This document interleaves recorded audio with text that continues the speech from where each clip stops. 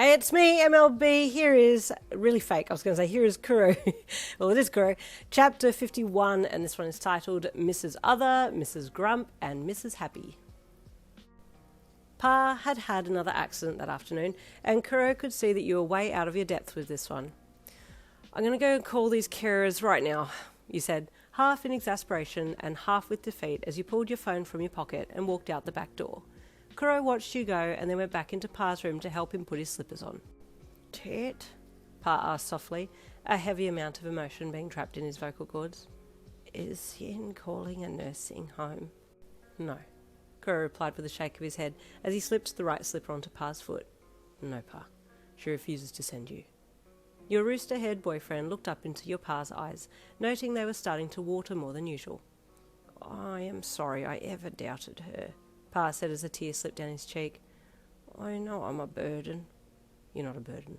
Yin loves you, and she's going to do everything she can to keep you here, Kuroo promised, looking up at Pa as he remained crouched to put his other slipper on. She's currently calling some carers to find someone suitable to come and help each day in looking after you. Pa's bottom lip quivered as he took Kuroo's words in, and then muffled heavily and gave Kuroo a crooked smile. She's a good girl. I know, Pa. That's why I chose her. The first person you rang was Mrs. Others. She sounded nice, but just a little flustered and indecisive on the phone, changing the appointment every 2 seconds. So it's 4 p.m. Thursday afternoon, yes? She asked in a nervously agitated tone. Yep, you said, smiling at the outside wall as you spoke to her. Okay, that should be... Oh, no, wait, sorry. This Thursday?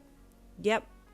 Oh, I'm so sorry, love. I can't do this Thursday. I have an appointment with my chiropodist for my bunion. Painful thing it is, I can tell you that. The other day I was talking with Maria, and she told me that her neighbour had a bunion on his big toe, about the same spot as where mine is, but it was oozing something. Said it smelled like cheese. Anyway, so he went in to his chiropodist, Mr. Oh, gosh, I've forgotten his name. This is what happens when you get old. You start to forget everything. Can someone please kill me now? You thought, as you stared with utter disappointment at the wall, while Mrs. Others continued on her tangent. Well, anyway, what were we talking about? Actually, it's fine, you said quickly. I'm sorry I have to go now, but I'll ring you again if I need you. Bye. Your finger hit end call so quickly that you thought maybe you should have entered into the Guinness Book of Records for ending calls. Oh, God, you grunted with exasperation. Wait till I get my hands on MF sending me that one. Oh my gosh. Your fingers fumbled on the next name, and you debated on which you should choose first, Mrs. Happy or Mrs. Grump. Well, I'm more drawn to Mrs. Happy because of her name, so let's try her next. You typed her number in and held the ringing phone to your ear.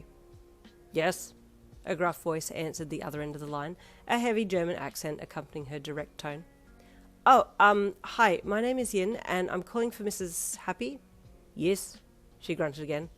What do you want? Oh, my pa needs a carer, and I was wondering if... What day and what time for interview? This Thursday, 4 p.m? Okay. Address? You gave Pa's address, and the line went blank after that, leaving you baffled. Oh my God, what the hell just happened? Did she hang up on me? You thought, as you looked at your phone, and yes, she had hung up on you. Shaking your head with confusion, you rang Mrs. Grump next and crossed your fingers as you stood there with an expectant grimace on your face. Hello, Mrs. Grump speaking, a pleasant voice answered. Oh, hi, my name's Yin, and I'm calling to inquire about a possible carer for my pa. Oh, honey, of course, love. What's your pa's name? She asked. His name is... And you gave his name, you replied. Oh, sweet name, she commented. And, honey, could you tell me a little bit about why your pa is needing a carer? You started to explain what had happened to Pa, and before you realised it, you were tearing up and offloading onto her. She seemed very sympathetic, and you immediately warmed to her. Oh, you've done a fantastic job, love. You sound very sweet. When are you taking interviews? She asked. Would this Thursday 5 p.m. be okay with you? You asked hopefully. Yes, of course, love. Not a problem at all. What's your pa's address? You gave it, and she reconfirmed everything. So that's this Thursday 5 p.m. at his address? She asked. Yep, that's it, you replied, feeling a lot more confident about this one. Wonderful. I look forward to meeting you and your pa then, she said. You have a lovely night, honey. I'll see you on Thursday. Thank you so much, you replied gratefully. See you then. You both hung up, and then you went back inside to tell Pa the good news. Kuroo had helped him to get into the lounge room and had the 3:30 game show on, comfortably sitting in his favourite chair with a cup of tea beside him.